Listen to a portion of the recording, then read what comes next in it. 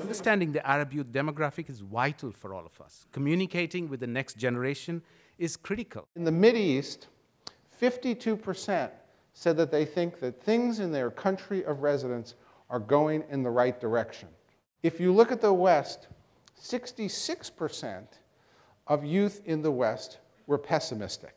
When it came to religion, very few Western youth said religion is really how they identify themselves. 68% said that they defined themselves in the Mideast by their religion. What is the greatest challenge facing the world today? Over in the West, it's the economy, it's the cost of living, it's climate change, it's the gap between the rich and the poor. Over in the Mideast, inflation was number one, corruption in public life was number two, the economy was third, loss of traditional values and culture was fourth, Mideast conflicts was fifth. Western youth admired their families and their friends, but they typically had fairly low regard for those outside of that. Not true of Middle Eastern youth. How do you define success?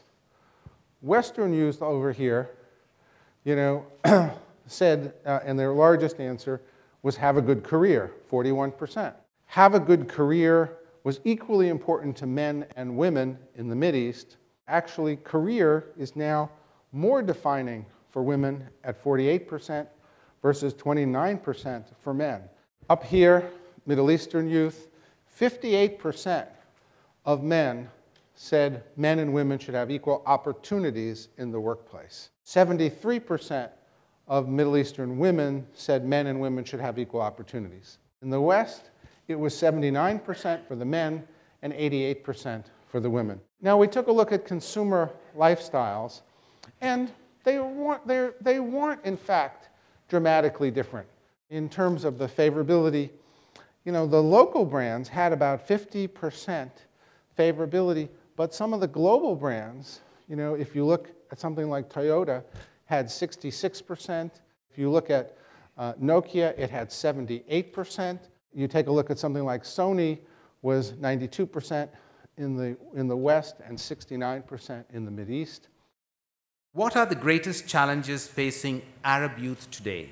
The optimism that we see in the results is also a challenge, because that optimism and the hope, we have to make sure that we meet it somewhere. Otherwise, we could have a crash or a clash. But also to get the greatest economic policies that can be implemented to make sure that as we educate them, at least the job market and opportunities to participate in the growth of this economy is a must. The youth is very proud of their culture, and they're struggling to find that connection. They're trying to find their way. I'm all for globalization, energy. I think Dubai is a very energetic city. There's it's multicultural, but at the same time, we're trying to learn from the best that are coming here. But at the same time, we're trying to find ourselves also. I think what we really suffer from in the region is a generation gap. The average young person, the average 25-year-old today, is very likely to be unmarried, is very less likely to be employed, and just as important, is very likely to be staying at home. I think the greatest challenge for Arab youth is really going forward and facing the outside world and integrating with that world, at the same time trying to maintain the identity and the religious and the values that they so strongly believe in, as the survey showed, family values.